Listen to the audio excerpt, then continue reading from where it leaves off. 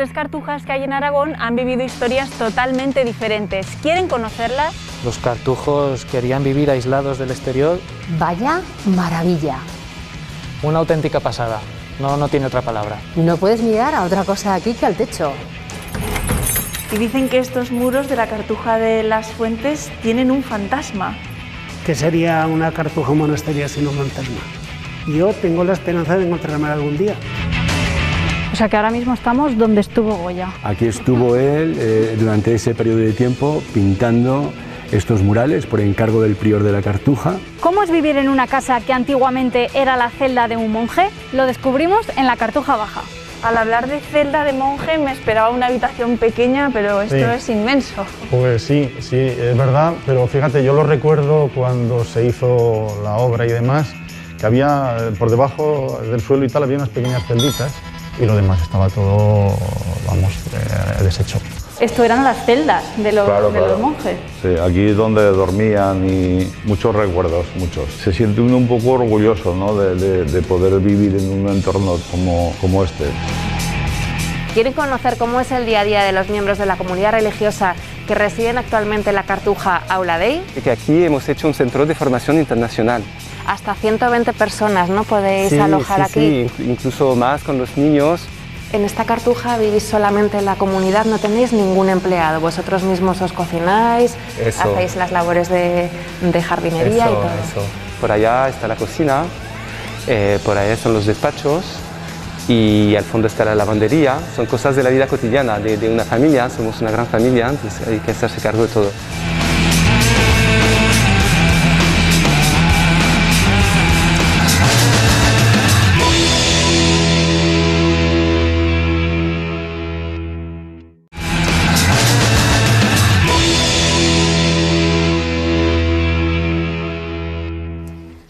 Buenos días, Martín. Buenos días, María José. Cartuja de Nuestra Señora de las Fuentes. Eso es. Un monasterio cartujo. Eso es, de ahí nos viene. Y lo primero que me sorprende, nada más entrar aquí, ya desde la puerta de la entrada, es la amplitud del lugar. Enorme. Que tendrá algún significado. Eso es, todo tiene su porqué. Aquí no dan puntadas sin hilo y todo tiene su motivo.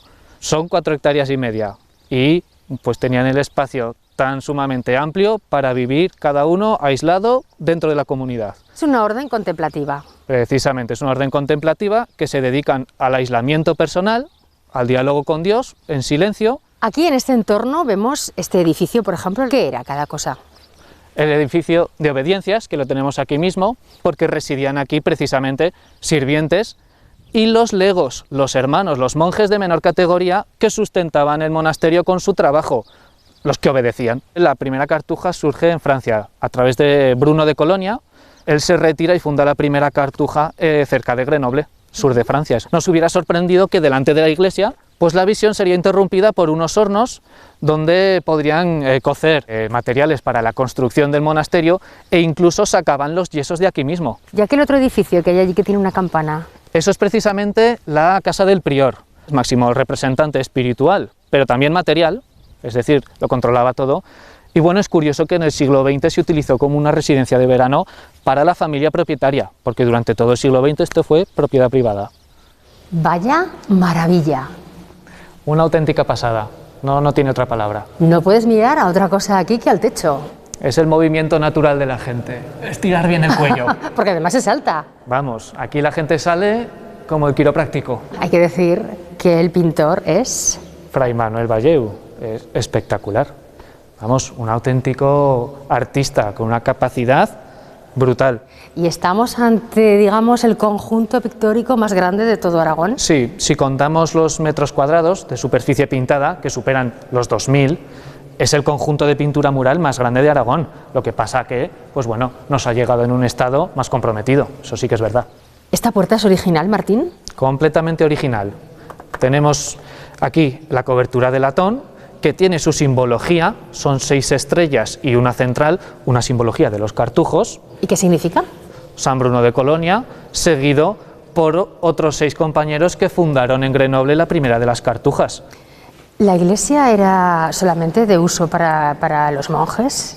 Efectivamente, los cartujos querían vivir aislados del exterior y esta iglesia era para su uso. Si venía algún noble, alguna persona influyente, podían realizar una misa privada, pero solían realizarla en otros espacios. En esta iglesia vemos esta parte central y luego vemos también una parte aquí... Anexa, eso es. ¿Sí? Podemos ver que es una tribuna que tiene que ver precisamente con este tema de que la gente del exterior pudiese visitar un poco, pudiese escuchar las misas, los coros, sin interrumpir a los cartujos, sin siquiera contacto visual. Estamos ante un templo mariano dedicado a la Virgen María, y si nos fijamos por todo el techo tenemos un ciclo de la vida de la Virgen María, y las paredes las dedican a la vida de Jesús. Las pinturas del techo por lo general se han conservado mejor porque están hechas al fresco. Claro.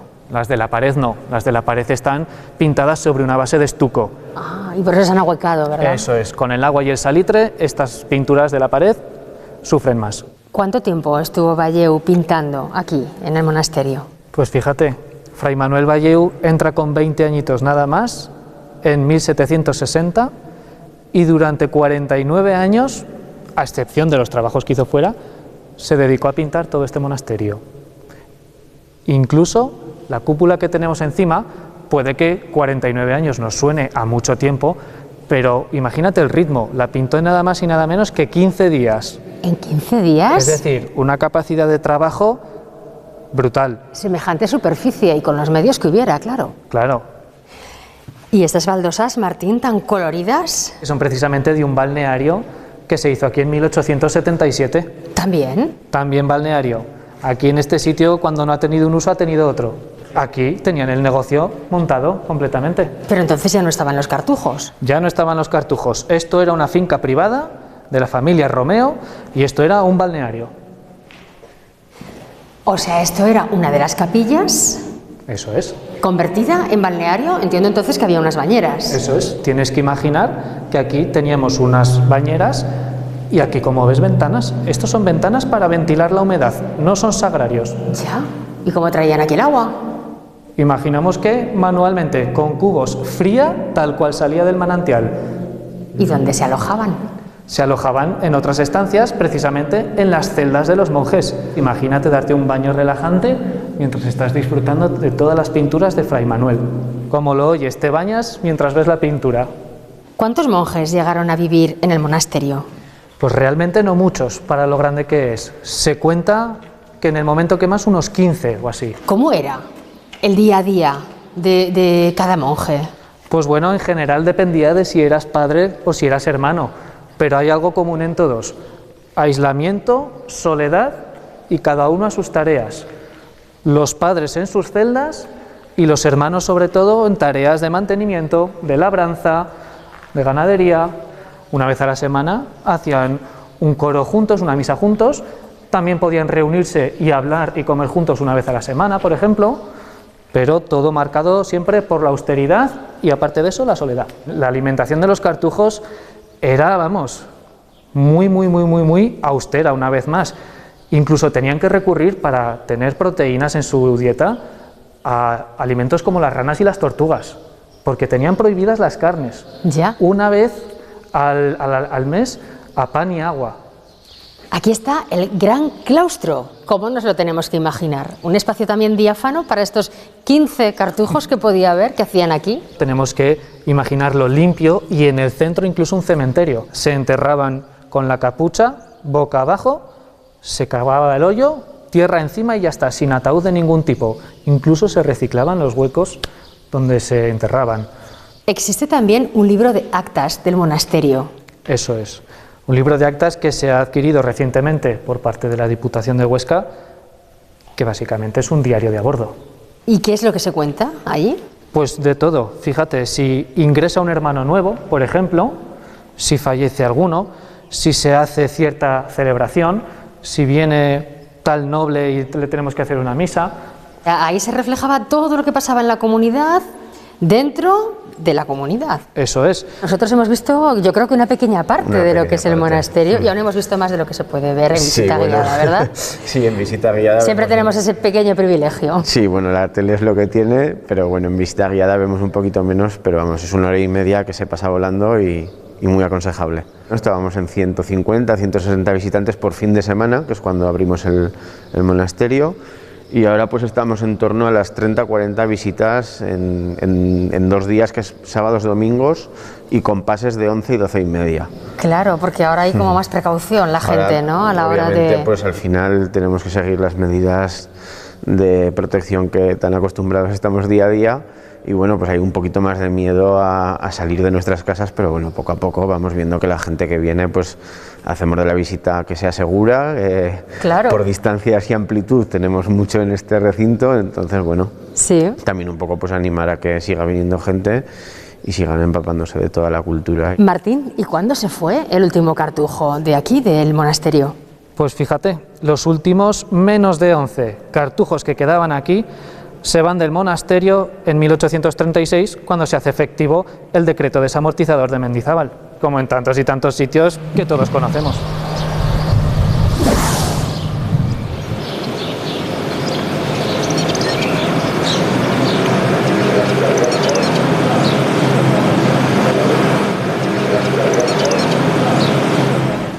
Nos adentramos en la Cartuja de la Inmaculada Concepción, más conocida como la Cartuja Baja, y es el único ejemplo en España de cartuja que hay reconvertida en viviendas. Blas, cuéntenos. Bueno, la Cartuja se fundó la fundó don Alonso de Villalpando, que era un noble caballero nacido en Zaragoza, que heredero de una gran fortuna y que se incrementó al casarse con doña Jerónima Zaporta, que también disponía de mucha fortuna al ser heredera de Gabriel Zaporta, que es famoso banquero de la época. Entonces, tanto en Auladell tenía un tío, don Alonso, que le invocó, al no tener familia, que destinase su hacienda a limosnas hacia las instituciones benéficas, y entre ellas la Cartuja de la Inmaculada Concepción. Aquí tenemos un cartujo que nos da la bienvenida. Sí, ¿En qué momento esta cartuja pasa a uso civil? ¿Se empieza a vender para viviendas? En 1843, con los decretos de Mendizábal, pues se hicieron inventario de todas las dependencias y se subastó, lo dividieron en 28 porciones y se subastó de 1843 a 1848.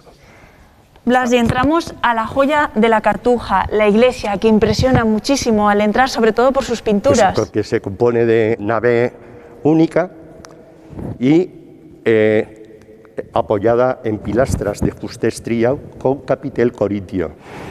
La iluminación también contribuye con los colores de la iglesia, que son azules, blancos, verdes y dorados. La última restauración la fue hecha por Teodoro Ríos, que arregló las estructuras porque se hundía. Llegamos a esta zona y estos restos, ¿qué son? Esto es la pared que separaba el coro de los padres con el de los hermanos. El coro de los padres estaba a pie del presbiterio y aquí estaba el coro de los hermanos. Y así es que vivían juntos, pero nunca estaban revueltos. Nunca se mezclaban. Nunca se mezclaban. Este suelo es el que había antes. Aún conservan huellas de los caballos de los franceses. Y este pues se ha hecho en un aproximado, que es todo geometría. Seguramente en estos vanos, que se ven vacíos, existirían pinturas o cuadros. En la Guerra de la Independencia se perdieron. Se las llevaron. Allá arriba no llegaban. Blas, nos tenemos que colocar en esta posición para ver las maravillosas pinturas del techo. Cuéntenos. Bueno, pues los monjes adoraban a la Virgen, y sobre todo la Virgen María. Y entonces don Ramón Almor, que fue el autor, son las pinturas que pintó él aquí en 1780, que fue la primera vez que restauraron esta iglesia. Entonces, allá en el primer tramo están los desposorios de la Virgen con San José. En el segundo es la Anunciación y en el tercero la Visitación. Y si me permite, vamos a ir hasta el altar para ver el resto. En el cuarto es la adoración de los pastores y en el quinto tramo aparece la circuncisión. El retablo de origen llevaba solo 2 columnas y Teodoro Ríos simuló las 2 que hay en el centro, son salomónicas, y las figuras, pues San Pedro, San Pablo, San Bruno y San Roque, que es el patrono de este barrio. Ha quedado impresionante la iglesia después de la restauración. ¿Esta es la iglesia que la gente de la Cartuja usa para la misa, sus bodas, celebraciones? Sí, es la misa entre semana, hay poca gente y se realiza en la parte esta que está adosada aquí, que se llama la tribuna, y los domingos se hace aquí. Comuniones, bodas, todos los acontecimientos se hacen aquí dentro. Detrás del altar se esconde una zona privada que es un secreto, ¿no?, para muchos. Cuéntenos, ¿qué es esto? Esto es, los frailes lo llamaban el deambulatorio. Aquí es donde el que iba a oficiar la misa, pues deambulaba ensayando lo que el salmo que hacen, los salmos que hacen y todo esto. Y por aquí, este oratorio es privado para el sacerdote del momento ahora. Sí, aquí está el tabernáculo. Y esto es la celda de Cristo, le llamaban la celda de Cristo, que las pinturas de la cúpula representan todos temas de Eucaristía. Entonces son ángeles músicos. ¡Guau! Esto es fácil de bajar. Luis, hemos necesitado su ayuda para levantar esto porque todo lo que hay dentro del recinto amurallado está lleno de galerías subterráneas. ¿Para qué se utilizaban? Pues para medidas de escape, y medidas para guardar cosas frescas para el verano. Para los monjes, que tuviesen todo fresco.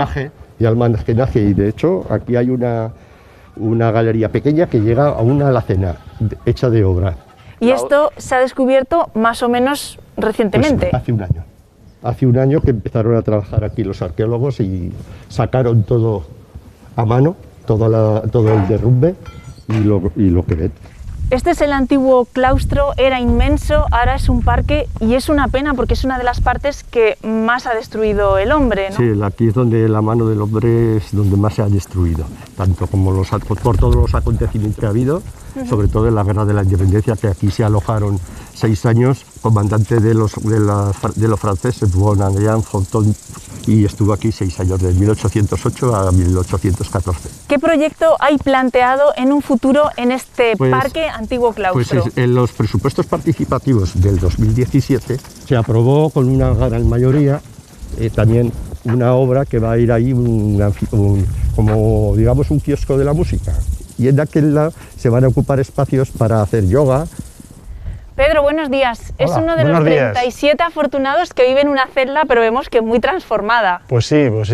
Como podéis ver por la fachada, gracias a que se pudo hacer porque en aquellos años no estaba la ley de patrimonio y de cultural y demás, de mantenimiento. Pero vamos, al lado hay una casa que es de aquella época, o sea, es muy antigua, igual se puede contrastar y ver las diferencias entre una y otra.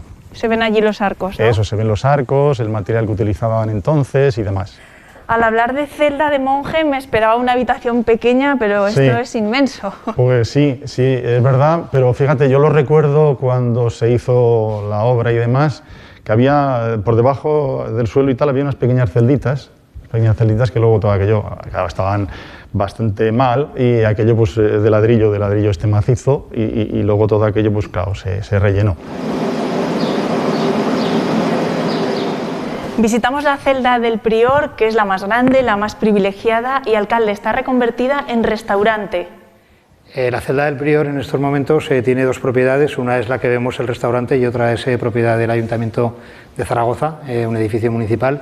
Como veis, esta es la capilla del prior original, con sus bóvedas y sus frescos, ¿no?, y el escudo de la Cartuja de la Inmaculada Concepción, y es un comedor, y así es como está la parte de la celda del prior, ¿no?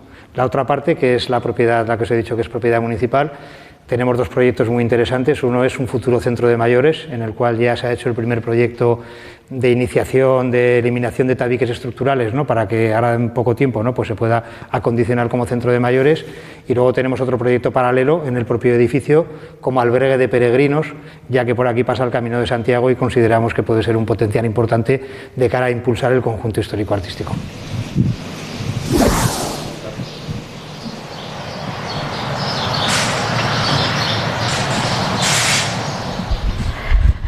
Buenos días. ¿Cómo estás? Rosa. Buenos días, Frederic. Bueno, es un placer acogerte en la Cartuja Oladei. Muchas gracias. Entonces es un lugar muy histórico, muy artístico, muy cultural, Y bueno, yo soy miembro de la comunidad Chemin Neuf que vive en esta cartuja desde 2012. Os presento a Padre Philippe, que es responsable de las visitas Buenos del días. desarrollo turístico, y dos de nuestros guías, Curro, que es muy experto, que él Buenos nos días, va a enseñar Curro. muchas cosas, nos va a hacer muchos comentarios, y también Isabel, que está aprendiendo, que ya es parte del equipo de los guías que nos ayuda a visitar este sitio. Y se abren estas puertas de la Cartuja de Auladei y ¿qué nos encontramos? Y estamos pasando ahora por la portería del monasterio, que era la entrada y la salida del mismo y el único lugar que había hacia el exterior. ¿Qué lugar era este? Ha sido hasta el año 2011 que se marcharon los monjes que vivían aquí, una comunidad de 11 monjes, cartujos. Ha sido un monasterio cartujo, de la orden de los cartujos, fundada por San Bruno. Tenéis aquí su estatua arriba, fundada por él en el año 1084. ¿Y los monjes que aquí llegaron en sus inicios ya venían de otro lugar? Ya venían de otro lugar, venían del monasterio de la Cartuja de Santa María de las Fuentes. Bueno, ellos vivían en una situación muy precaria en aquel entonces. Las tierras pues son poco fértiles, también padecieron una epidemia de peste que diezmó la comunidad. Finalmente además se derrumbó el molino que tenían y entonces pues no tuvieron otro remedio que salir. Era una comunidad de unos 18 monjes. Y 9 murieron durante la peste y vinieron aquí. Ellos pues encontraron aquí una casa, que la ves, es esta que se encuentra aquí detrás, una torre aragonesa, que se llamaba la Torre de María Cariñena, y estaba en venta y la compraron. Se instalaron en esta torre y fue la primera comunidad cartujana que hubo aquí en Zaragoza. La primera piedra se pone el 29 de febrero de 1564. Se hizo una procesión solemne, se colocó la primera piedra en donde está ahora la iglesia y se empieza a construir la cartuja. Se estuvo construyendo durante 4 años, hasta 1567, noviembre de 1567, en que ya los monjes, que eran 9, que vivían... Se trasladan ya a las dependencias que estaban terminadas. Philippe, usted acaba de llegar hace muy poquitos días a la comunidad y ya está reconociendo el terreno porque se va a encargar también de las visitas, ¿verdad? Sí, hace más o menos un mes que estoy aquí, estoy llegando de 20 años en el Brasil, entonces estoy hablando perfectamente el portuñol. Portuñol, qué bueno ese concepto. Estoy aprendiendo el español, que es una linda lengua. Aquí tenemos el lema de los cartujos, donde se dice en latín, dum volvitur orbis, mientras el mundo gira, stat crux, significa a cruz está estable. Y aquí tienes las estrellas, la grande estrella es San Bruno, y después 6 estrellas que son los 6 compañeros que empezaron con él y esta aventura de la vida cartujana. Isabel, cruzando este pórtico me llevas a lo que eran las dependencias de la vida cotidiana de los monjes cartujos. Efectivamente, los padres cartujos vivían en lo que se llamaba el eremitorio, que era una celda en la que llevaban una vida muy aislada. ¿De acuerdo? ¿Podemos entrar? Vamos a verla. Entonces, aquí, esto era la estancia, digamos, central. Es muy curioso ver cómo comían ellos, ¿no? Entonces, aquí tenían todo su material de comida y aquí había una ventanita habitualmente cerrada. Es una ventanita que está en oblicuo, donde les dejaban la comida, para evitar el contacto visual, porque como en definitiva la vida era de soledad y de silencio, ellos simplemente indicaban aquí pues los panes que querían ese día para comer. Y desde esta zona se van a otras estancias. A otras dependencias, efectivamente. Entonces, aquí podemos ir a lo que era el dormitorio.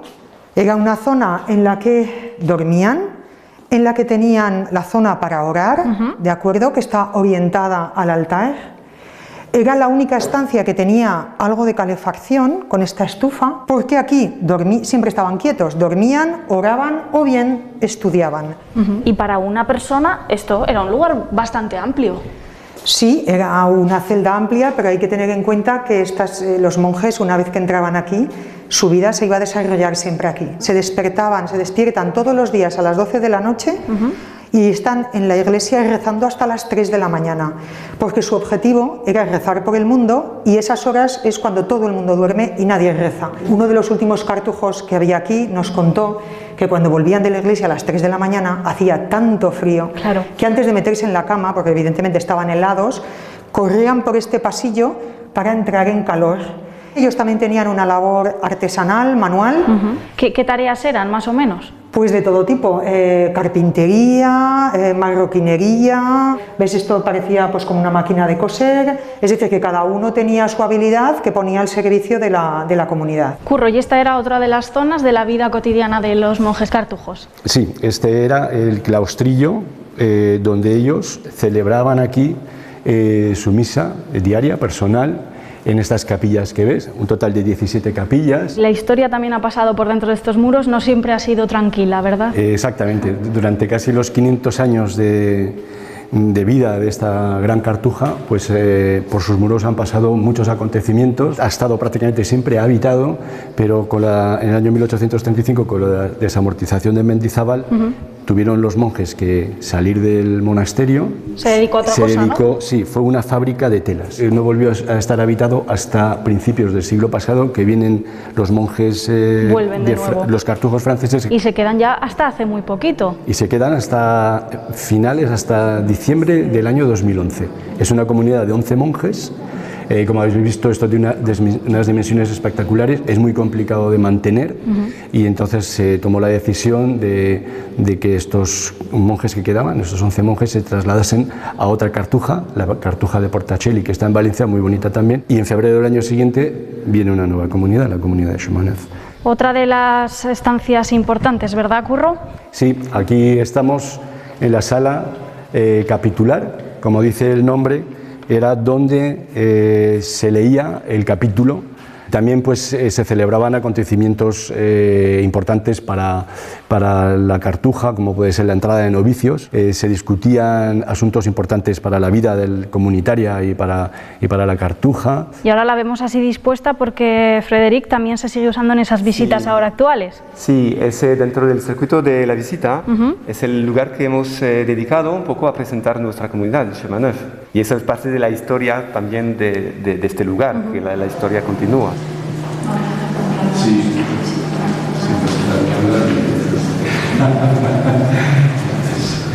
Llegamos a la joya de la corona, ¿no?, de la cartuja. Sí, es el pórtico, el portal de la iglesia, que está decorado con una yesería preciosa, barroco tardío, algo del rococó también, dedicado a la Asunción de la Virgen, patrona de los cartujos. Una parte de la visita que seguro causa sensación. Sí, la cartuja de Nuestra Señora de Auladey es monumento nacional, no solamente por su valor artístico, como puedes contemplar en las pinturas, estos murales de Goya, preciosos, sino también por su valor arquitectónico. También es bien de interés cultural y estas pinturas que ves aquí las realizó Goya entre los años 1772 y 1774. O sea que ahora mismo estamos donde estuvo Goya. Aquí estuvo él durante ese periodo de tiempo pintando estos murales por encargo del prior de la Cartuja. Y supongo que será un atractivo bastante importante para la gente cuando viene aquí a ver la Cartuja. Sí, es un atractivo no solamente las pinturas, sino toda la iglesia, porque toda la iglesia es una obra de arte. ¿Hace cuánto se puede visitar este lugar? Ya estando los monjes se podía visitar. Ya existía un recorrido y una visita a la Cartuja. A su salida, pues esas visitas que ya se hacían mientras estaban aquí los cartujos, las continúa haciendo la nueva comunidad que se instala aquí. Hay visitas todos los fines de semana y también entre semana, todos los sábados. La gente que viene aquí pues viene a contemplar, aprender de la vida de los cartujos, a contemplar las pinturas de Goya y también el esplendor de este monumento, de esta Cartuja, que es única.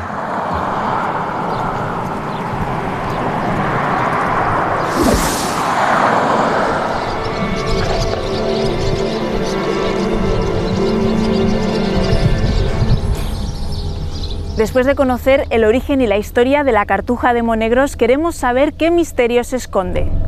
José Miguel, buenos días. Buenos días, Martina. Vas a descubrirnos los secretos de la Cartuja y en la entrada ya tenemos varios. Una cosa que pasa casi desapercibida a todos los visitantes es el dibujo del pájaro. Por su cola en forma de horquilla creemos que es una golondrina, pero desde luego la traza es perfecta, es una pieza a conservar. Y también vemos a la izquierda lo que era la ventanita que tenía el portero, que se instalaba a partir de aquí, que son 2 edificios, para vigilar a las personas que entraban. Solo que entramos en la portería tenemos el segundo misterio, algo que estaba tapado y es un polvorín que se construyó durante la Guerra Civil. Esto estaba tapado con una pared de ladrillos y al hacer las catas para ver cómo estaba conservado el edificio, porque ahora mismo vamos a licitar en breve la restauración de todas las 2 porterías para convertirlas en centro de visitantes, vimos que esto estaba hueco y al tirarlo descubrimos que se pone una galería hacia adentro. Si pasáis y la veis, en esta portería que estamos viviría el portero, y este monasterio, al no tener hospedería, en la de enfrente vivirían los huéspedes, personajes ilustres que son acogidos como visitantes o huéspedes en la Cartuja, que suelen ser cartujos que vienen de otra Cartuja o personalidades como el obispo o el corregidor de Huesca que se alojan aquí.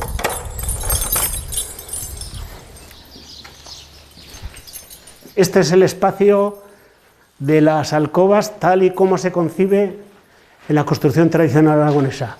Antesala y 2 alcobas. Aquí ya se ve parte de la restauración iniciada que vais a continuar en unos meses. La primera fase de porterías, que son 94.000 euros, y esta parte y la otra parte de ella se convierten en 2 apartamentos, que bien sea para trabajadores o gente que lo solicite para estancias, estudios, etcétera.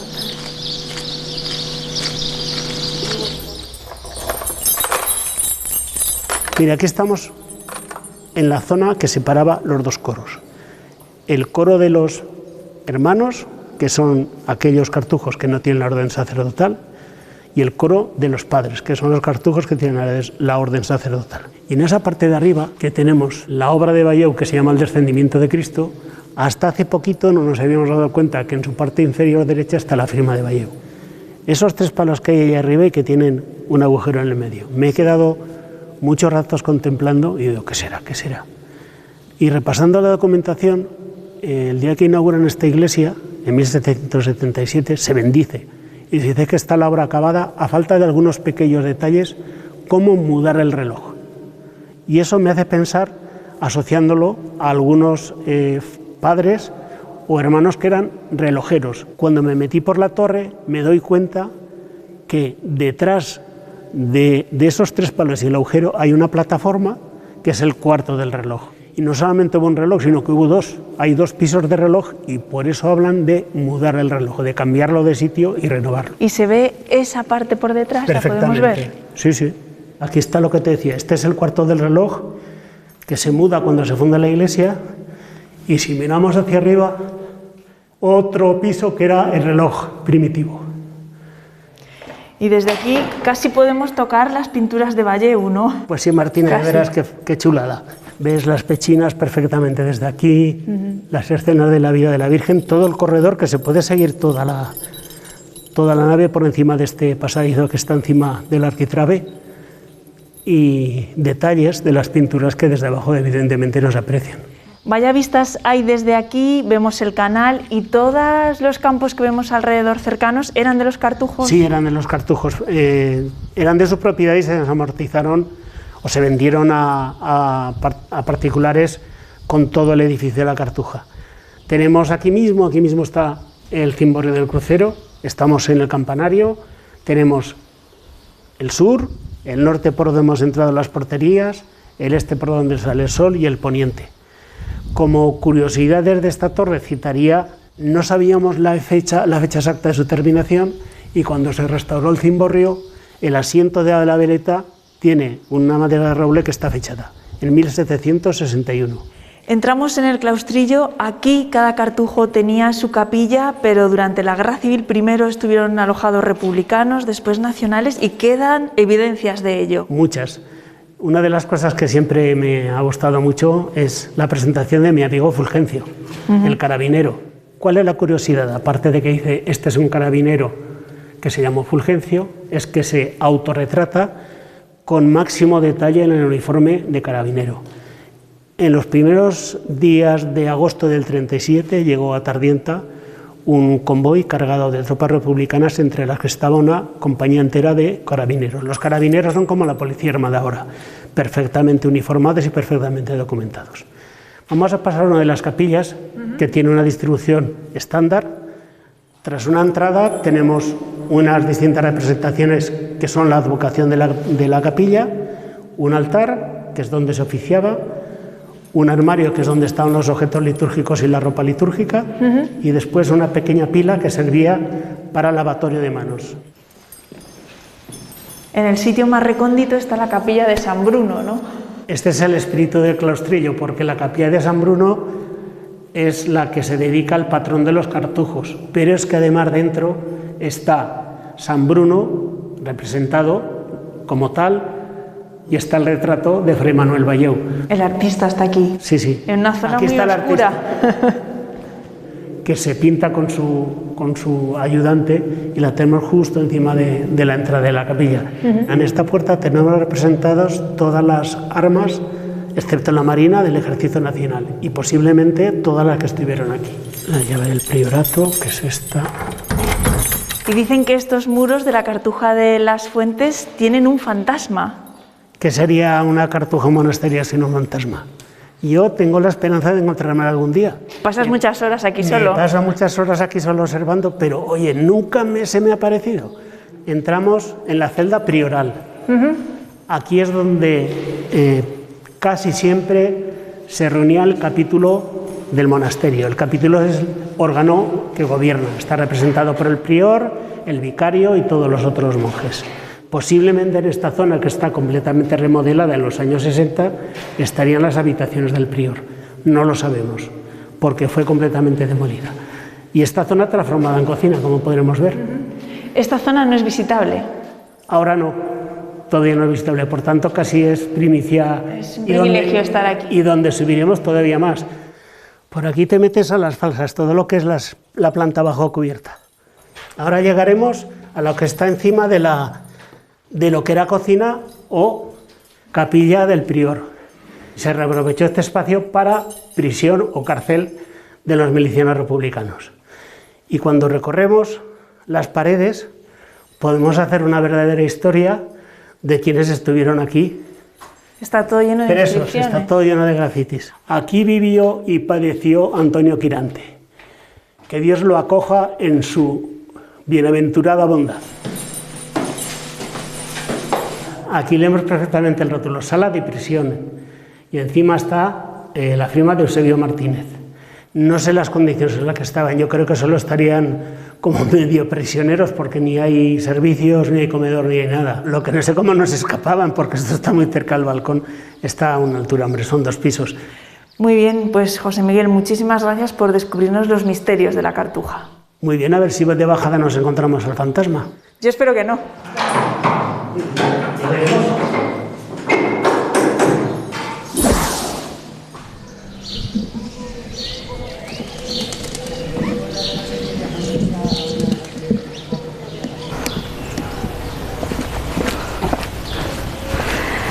Buenos días, Hola, Celia. ¿Qué tal? Muy bien. Bien. Estamos en un edificio muy importante para ti. Mucho. Cuéntame de qué edificio se trata. Pues se trata del edificio donde he nacido. Era la portería del convento, porque estaba todo amurallado y por donde entraban eran aquí.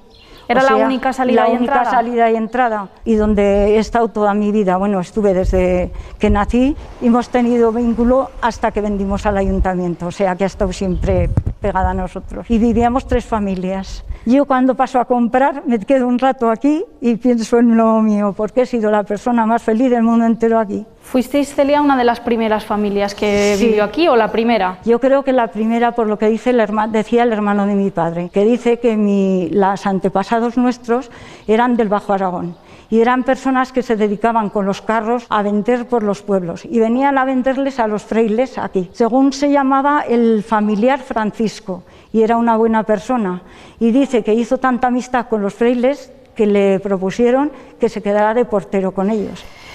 ¿Y esta habitación, Celia? Esta es la habitación que yo nací.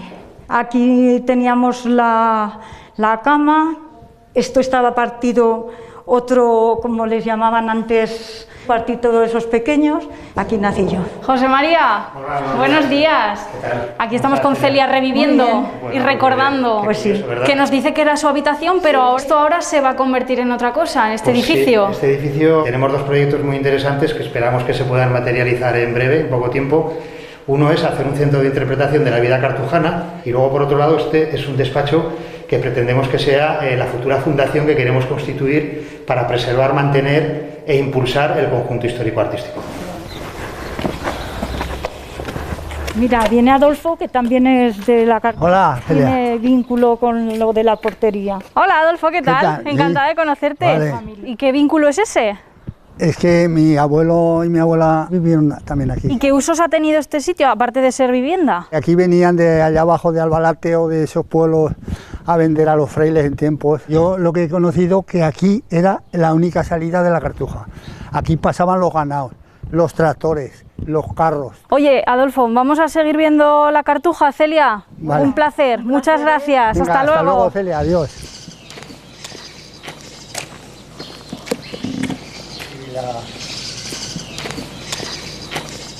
Buenos días, Santiago. Hola, buenos días. ¿Qué tal? ¿Cómo estáis? Bien. Este edificio era la procura que estaba destinado a la residencia también de algunos de los frailes, de algunos de los monjes.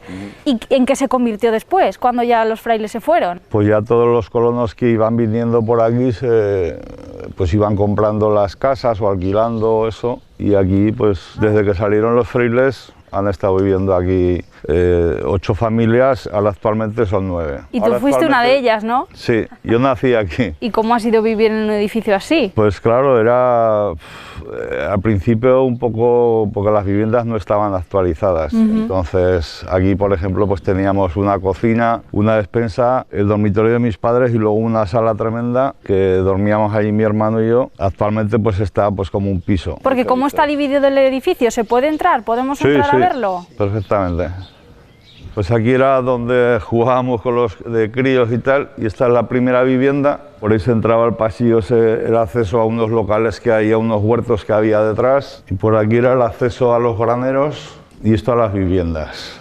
Esto eran las celdas de los monjes. Sí, aquí es donde dormían y muchos recuerdos, muchos. Se siente uno un poco orgulloso, ¿no? de poder vivir en un entorno como este, porque la verdad es que es muy bonito, es todo.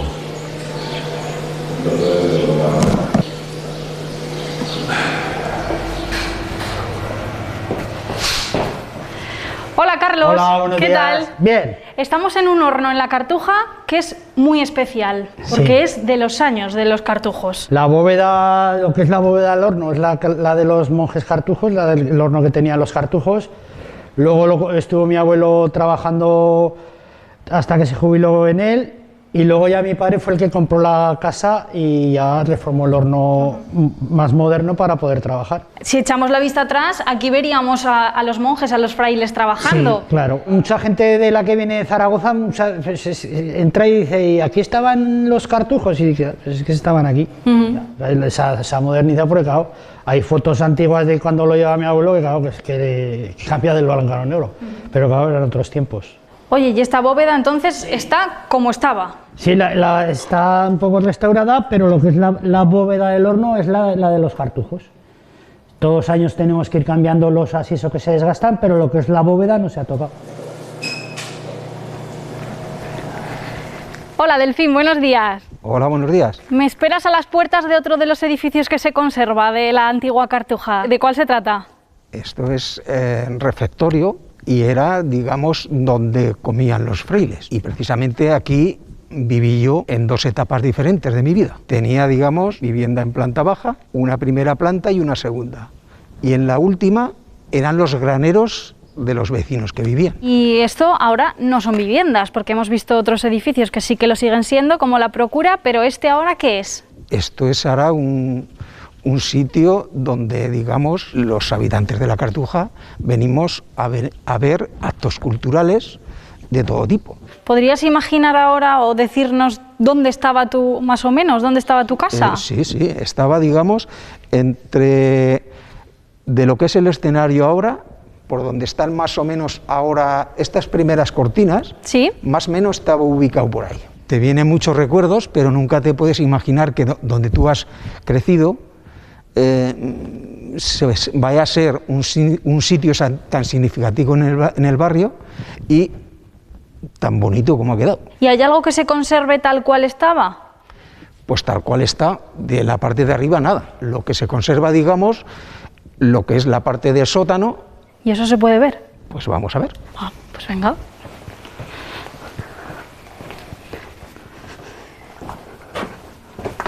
Delfín, qué pasada.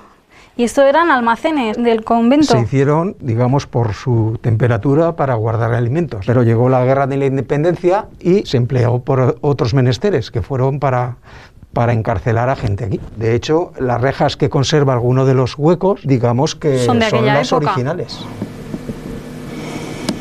¿Y cuando vivías aquí, Delfín, se podía bajar a estos sótanos? De manera legal, entre comillas, no se podía. Lo que pasa que como niños y jóvenes y por ahí, accedíamos a esto, digamos, a través de una peña que había, un agujero, nos metíamos aquí. Hemos visto que muchos de los otros edificios se le ha dado un nuevo uso para, bueno, pues darle uso cultural. ¿Estaría bien también que esto también se pudiera visitar a menudo? Bueno, yo creo que me ha llegado, digamos, a mis oídos que por parte de la Junta Vecinal se está mirando de que este espacio se pueda emplear para exposiciones de fotografía o cosas culturales, digamos, para seguir un enlace con la cultura y que sea aprovechable igual que los demás establecimientos.